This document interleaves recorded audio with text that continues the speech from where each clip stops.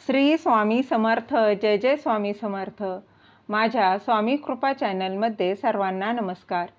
स्वामी महाराजांच्या कृपेने तुमच्या सर्व चांगल्या इच्छा पूर्ण होत ही स्वामी महाराजांच्या चरणी प्रार्थना करते आणि आजच्या या नवीन व्हिडिओला सुरुवात करते.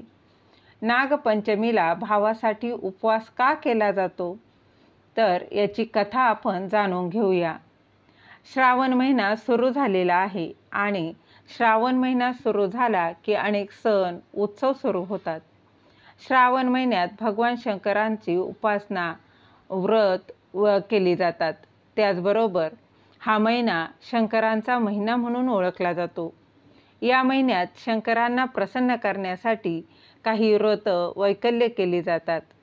श्रावण महिन्यातील पहिला सण म्हणजेच नागपंचमी. या नागपंचमीच्या दिवशी उपवास भावासाठी उपवास का केला जातो तर ते आपण जाणून घेणार आहोत. ते जाणून घेण्याआधी तुम्ही माझ्या स्वामी कृपा चॅनलला सबस्क्राईब नक्की करा. तर यंदा 9 ऑगस्ट वार शुक्रवार या दिवशी आहे नागपंचमी. श्रावण महिन्याच्या शुक्ल पक्षातील पंचमी तिथीला नागपंचमी साजरी केली जाते.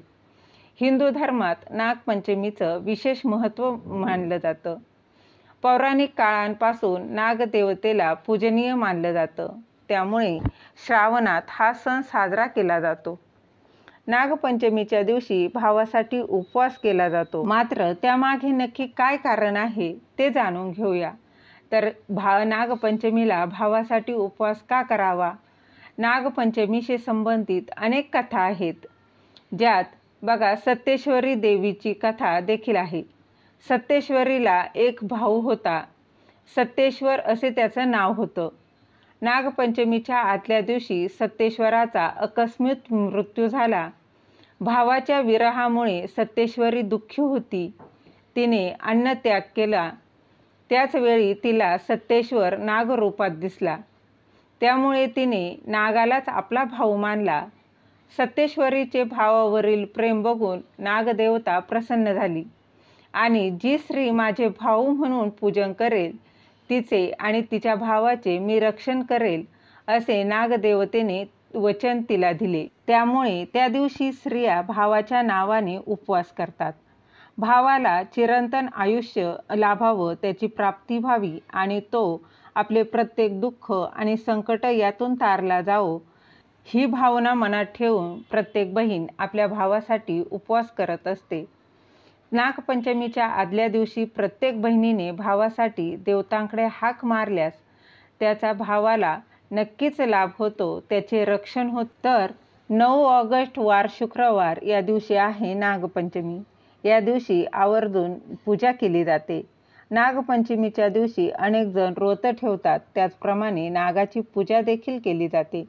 नागपंचमीची पूजा करण्यासाठी नागाचे चित्र किंवा मातीपासून तयार केलेली नागाची मूर्ती ही चौरंगावर ठेवून देखील पूजा केली जाते. किंवा शेतात जर वारूळ जर असेल ना तर त्याची देखील या दिवशी आवर्जून पूजा केली जाते. नागाची पूजा करण्याआधी शिवपिंडीचे देखील पूजा करावी. त्यानंतर हळद, कुंकू, फुले, अक्षदा वाहून नागाची पूजा करावी. त्यानंतर नागाला कच्चे दूध, तूप, साखर त्याचबरोबर ज्वारीच्या लाह्या देखील अर्पण कराव्यात. त्यानंतर नागदेवतेची आरती करून नागपंचमीची कथा नक्कीच वाचावी. झालेली सेवा महाराजांच्या चरणी रुजू करते. दिलेली माहिती तुम्हाला आवडली असेल तर लाईक करा, शेअर करा, सबस्क्राईब करायला विसरू नका. श्री स्वामी समर्थ. जय जय स्वामी समर्थ.